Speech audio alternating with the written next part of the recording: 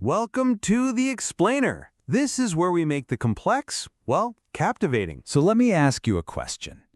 How do you shape something that's totally invisible? And no, I'm not talking about air. We're talking about something, well, way more fundamental to our universe.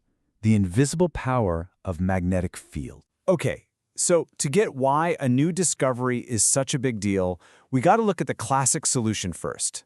For more than 100 years, physicists have had this go-to, gold standard tool for making a perfect bubble-shaped magnetic field. It's this really clever device called a Helmholtz coil. Basically, you take two identical circular wire coils and you space them out just right.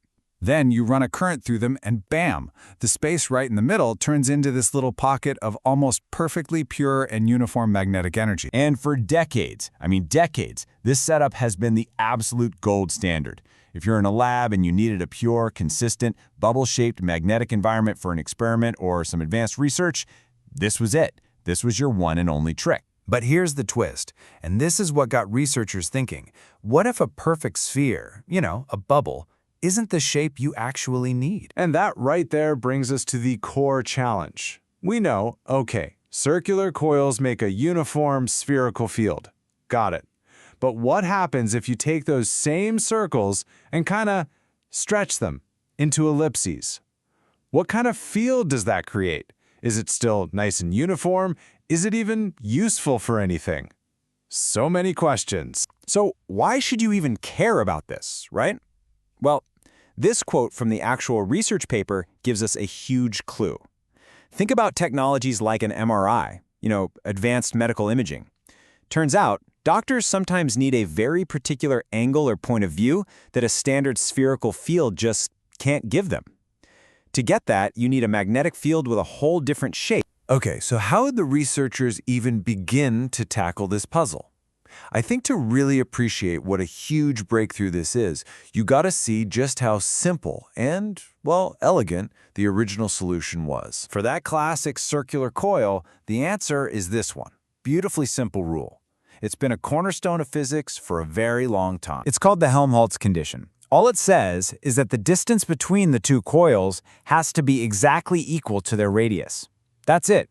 You follow that one little rule, you get your perfect magnetic bubble. Pretty simple, right? So that leads us to the big question. The million-dollar question, really. What's the new rule for an ellipse? If you stretch those coils, what happens to the good old Helmholtz condition?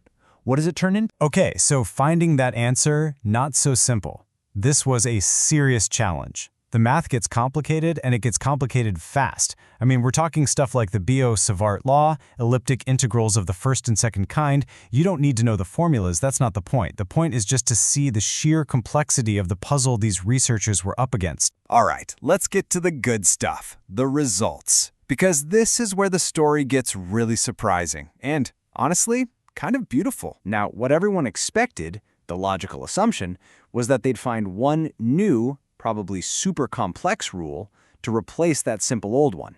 One very specific combination of an ellipse's shape and the distance between the coils that would do the trick. But they didn't. Instead, they found something, well, much more profound.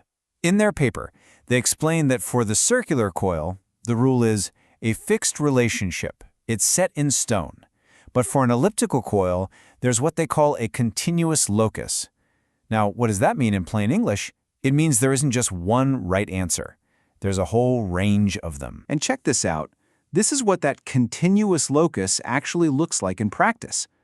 The researchers found that if you pick a distance between the coils, you could use a tall, skinny ellipse, or a wider, shorter one, or all sorts of shapes in between. And here's the amazing part. They all produce that same perfect, uniform field. It's not one solution. It's a whole family of solutions. I love this analogy for it. The classic circular coil. That's like a single perfect musical note. It's pure, it's precise, but this new discovery for elliptical coils, that's like a perfect musical chord.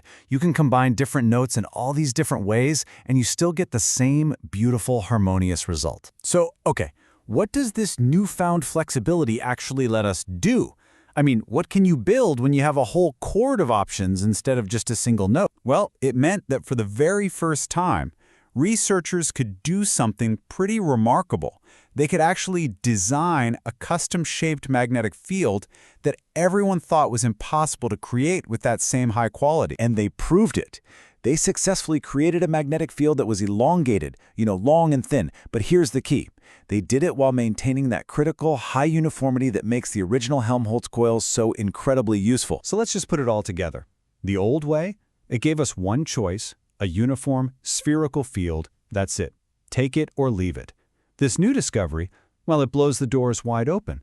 We can now create uniform, elongated fields or other shapes, custom designed for whatever task we need. So what's the big takeaway here? It's all about flexibility.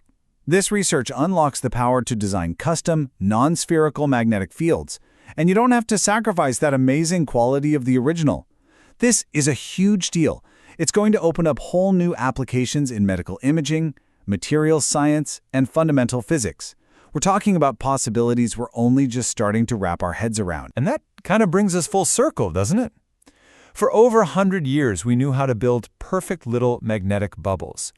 But now, we're finally learning how to build perfect magnetic fields in pretty much any shape we want. So I'll leave you with this question.